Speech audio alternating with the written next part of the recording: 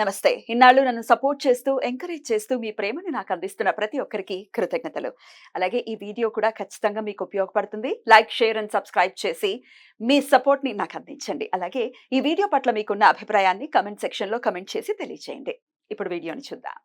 నమస్తే, welcome to our channel. నేను పద్మిని. ప్రస్తుతం మనతో పాటు astrologer, tarot card reader and crystal healer Anupama గారు ఉన్నారు. మాట్లాడదాం. అనుపమ గారు నమస్తే అండి. నమస్తే పద్మిని గారు. ఎలా ఉన్నారు అనుపమ గారు? బాగున్నానండి, థ్యాంక్ యూ. ఫైన్.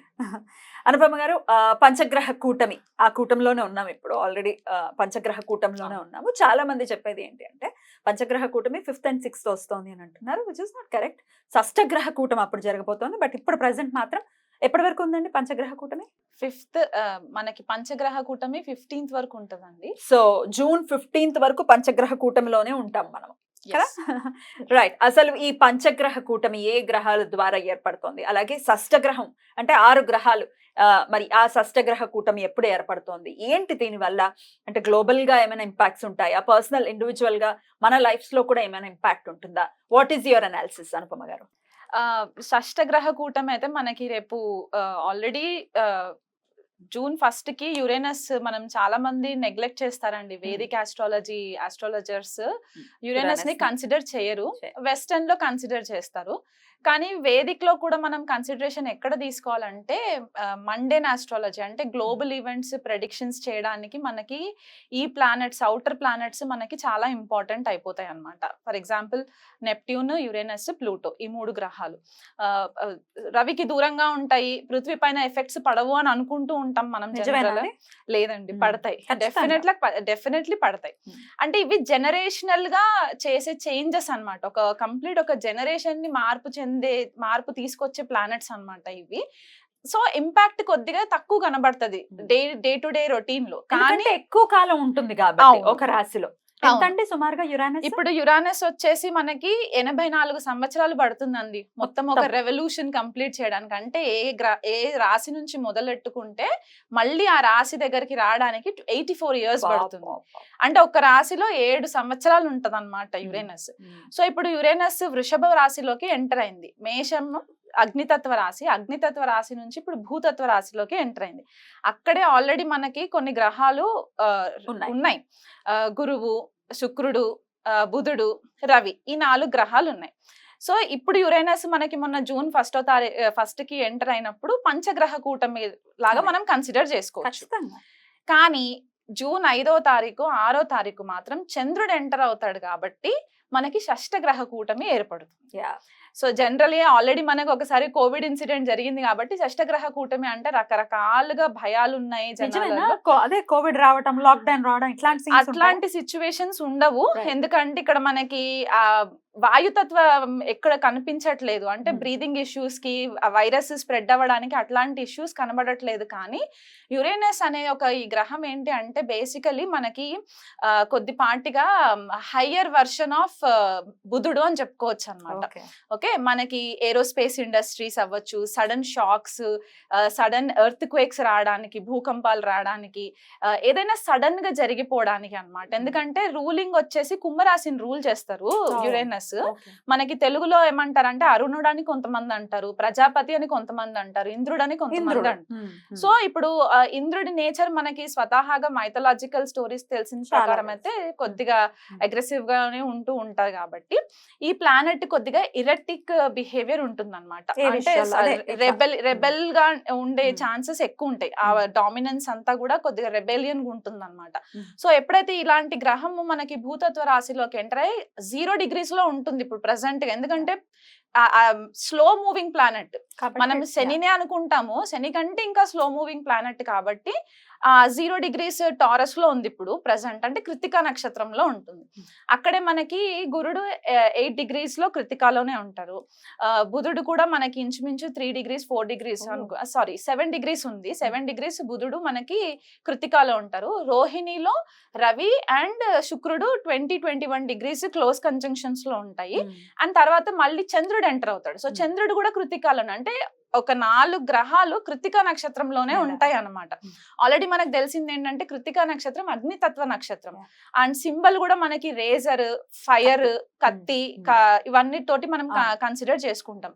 సో ఒక ఎరేటిక్ బిహేవియర్ ఉన్న గ్రహము కృత్తికాలోకి ఎంటర్ అయినప్పుడు గురుడు ఆల్రెడీ మనకి వాయుతత్వ గ్రహంగా మనం చెప్పుకుంటాం, ఆకాశ తత్వంగా చెప్పుకుంటాం కాబట్టి ఈ ప్లానెట్స్ అన్ని కూడా ఒక క్లస్టర్ ఆఫ్ ఎనర్జీస్ వచ్చేసరికి ఎక్స్ప్లోజన్స్ అయ్యే ఛాన్సెస్ ఎక్కువ ఉంటాయండి మనకి.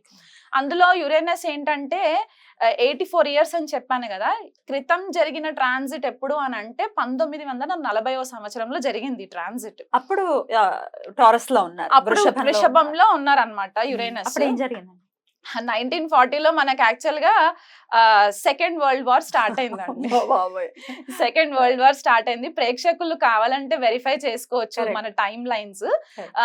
సో 1939 అంటే ఆల్మోస్ట్ మేషరాశిలో నుంచి లీవ్ అయ్యి టారస్ లోకి ఎంటర్ అయ్యే టైం కంటే సెప్టెంబర్ 1939లో 1939వ సంవత్సరంలో మనకి సెకండ్ వరల్డ్ వార్ స్టార్ట్ అయ్యి అదొక 7 సంవత్సరాలు కంటిన్యూ అయ్యింది అనమాట. సో 46 వరకు మనకి అది కంటిన్యూయేషన్ లోకి వచ్చి అప్పుడు మనకి సెకండ్ వరల్డ్ వార్ మొత్తము ఒక పీస్ లెవెల్లోకి వచ్చింది.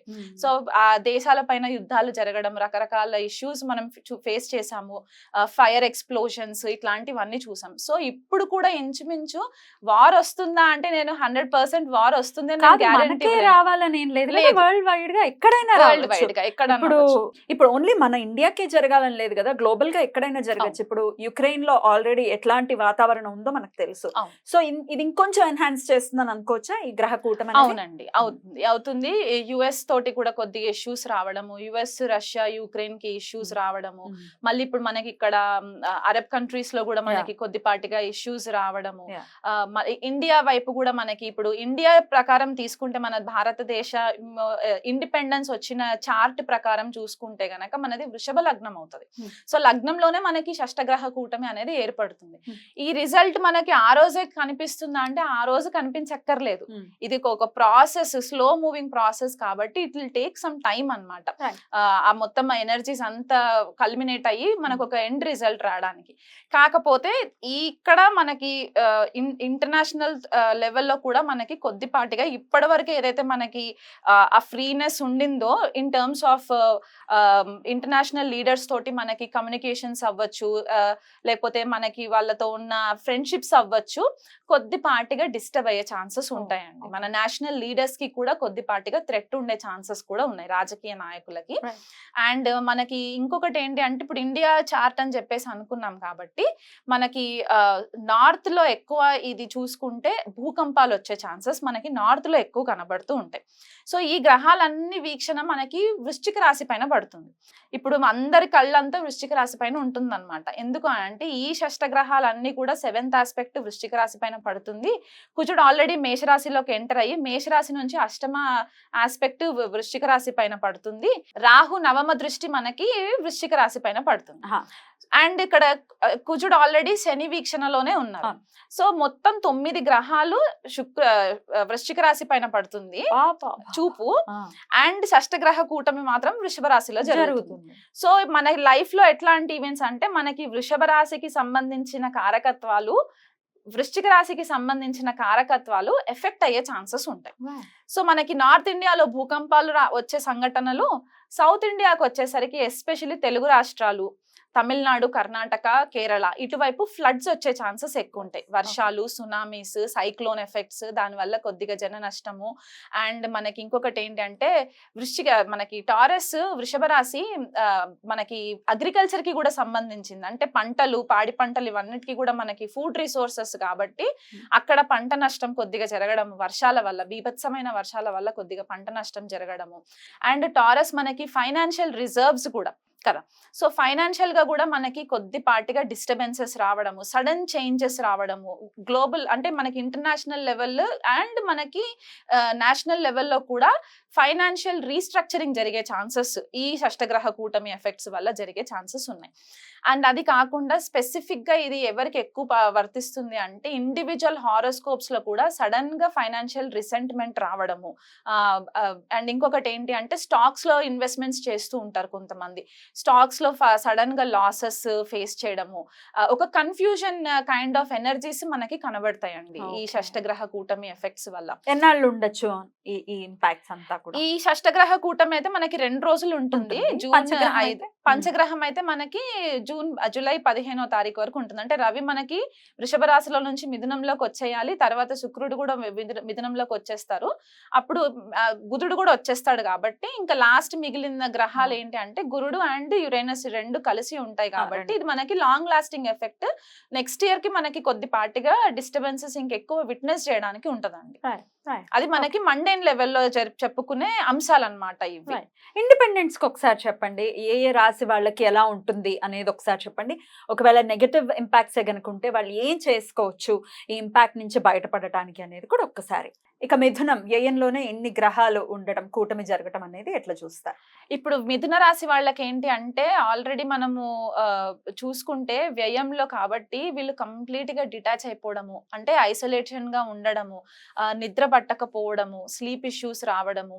ఎందుకంటే ఇన్ని గ్రహాలు ఒకటే దగ్గర ఉన్నప్పుడు చాలా అన్ఈజీనెస్, రెస్ట్లెస్నెస్ వచ్చేస్తుంది. ఆ రెస్ట్లెస్నెస్ ఎందువల్ల వస్తుందంటే ఆపోజిట్ సైన్ 6th హౌస్ అవుతుంది కాబట్టి వీళ్ళకి స్కార్పియో అవుతుంది కాబట్టి ఆఫీస్ లో గాసిప్స్, ఆఫీస్ పాలిటిక్స్ ఇవన్నీ కొద్దిపాటిగా ఇష్యూస్, ఏదైనా ఫీమేల్స్ తోటి కొద్దిపాటిగా వైరం వచ్చే ఛాన్సెస్ కూడా ఉంటాయి.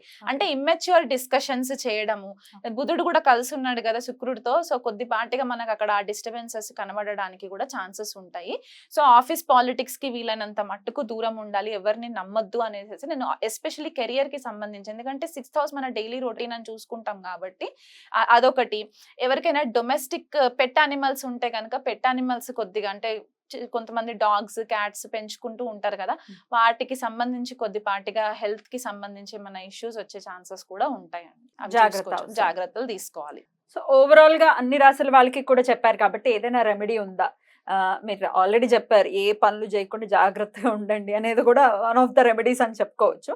అయినప్పటికీ ఇంకా ఆరాధన విషయంలో ఏదైనా చెప్తారా? ఆరాధన విషయంలో అంటే మనకి వృషభంలో ఇవన్నీ ప్లానెట్స్ జరుగుతున్నాయి కాబట్టి అందరూ ఫస్ట్ ప్రే చేయాల్సింది శ్రీ మహాలక్ష్మికి. ఎందుకంటే మనకి రిసోర్సెస్, ఫైనాన్షియల్ రిసోర్సెస్ అవ్వచ్చు, అబండెన్స్ అవ్వచ్చు, భూమికి సంబంధించి పంటలు ఇవన్నీ కూడా వృషభ రాశికే సంబంధించి ఉంటాయి కాబట్టి శ్రీ మహాలక్ష్మికి ఆరాధన చేసుకోవడము, లక్ష్మి అష్టోత్తరం చదువుకోవడము, ఆవు నెయ్యితో దీపం పెట్టడము, ఇట్లాంటివి రెగ్యులర్ గా చేయాలి 1 month కూడా. అండ్ ఇంకొకటి ఏంటి అంటే మనకి స్కార్పియో కూడా యాక్టివ్ అయిపోయి ఉంది కాబట్టి, అండ్ ఈ మెయిన్ ప్లానెట్స్ ఏవైతే ఉన్నాయో ఈ గ్రహాలన్నీ కూడా కృతికాలో జరుగుతున్నాయి కాబట్టి, యుతి మొత్తం కృతికాలో ఉంది కాబట్టి సుబ్రహ్మణ్యేశ్వర స్వామి ఆరాధన చాలా ఇంపార్టెంట్. స్కంద కవచము డైలీ ఒక్కసారైనా సరే ఉదయం లేవగానే స్నానం అవన్నీ చేసేసుకున్న తర్వాత స్కంద కవచము చదవడానికి రాకపోయినా కనీసం ఇంట్లో ప్లే చేయండి. ఎందుకంటే మనం ఈ ఎనర్జీస్ అన్ని కూడా మనల్ని కొద్దిపాటిగా ర్యాష్ డెసిషన్స్ తీసుకునే ఛాన్సెస్, ర్యాష్ డ్రైవింగ్స్ ఇవి జరిగే ఛాన్సెస్ ఉంటాయి కాబట్టి మనల్ని మనం ప్రొటెక్ట్ చేసుకోవడానికి and at the same time ధర్మబద్ధంగా దేశ సంరక్షణ కోసం కూడా మనం ఆలోచించాలి కాబట్టి స్కంద కవచము రెగ్యులర్ గా వినడము ఇదొకటి చాలా ఇంపార్టెంట్. వీలు కుదిరితే సుబ్రహ్మణ్యేశ్వర స్వామికి అర్చన, అభిషేకాలు చేసుకోవచ్చు. రైట్ అండి, చాలా బ్యూటిఫుల్ గా ఎక్స్ప్లెయిన్ చేశారు. డెఫినెట్లీ, ఎందుకంటే యురేనస్ ని కన్సిడర్ చేస్తూ గనుక ఒకవేళ ప్రిడిక్షన్ ఇస్తే ఎంత అక్యురేట్ గా ప్రిడిక్షన్ వస్తుంది అనేది చెప్పటం అనేది ఎవరికి వారు దాన్ని చూడాల్సిందే కదా. చాలా మంది కన్సిడర్ చెయ్యరు, కానీ ఇంత మేజర్ రోల్ ని ప్లే చేస్తారు. యురేనస్ అవ్వచ్చు, నెప్ట్యూన్ అవ్వచ్చు, డెఫినెట్ గా రోల్ ని ప్లే చేస్తారు. మీరు కూడా మీ ప్రిడిక్షన్స్ లో మీరు చూస్తారా? చూస్తానండి, డెఫినెట్లీ చూస్తాను. అంటే మనకి యురేనస్ ఆస్ట్రాలజీకి చాలా ఇంపార్టెంట్ ప్లానెట్ అన్నమాట, జ్యోతిష్య విద్యకి అండ్ ఏరోస్పేస్ ఇండస్ట్రీకి కూడా చాలా ఇంపార్టెంట్. ఎందుకంటే కుంభరాశిలో రూల్ చేసినా సరే శతభిష నక్షత్రం మనకి యురేనస్ కి కన్సిడర్ చేస్తారు బేసికల్ గా. అండ్ మనకి ఇక్కడ వృశ్చిక రాశిలో ఉచ్చ పొందుతారు అండ్ వృషభంలో నీచబడతారు.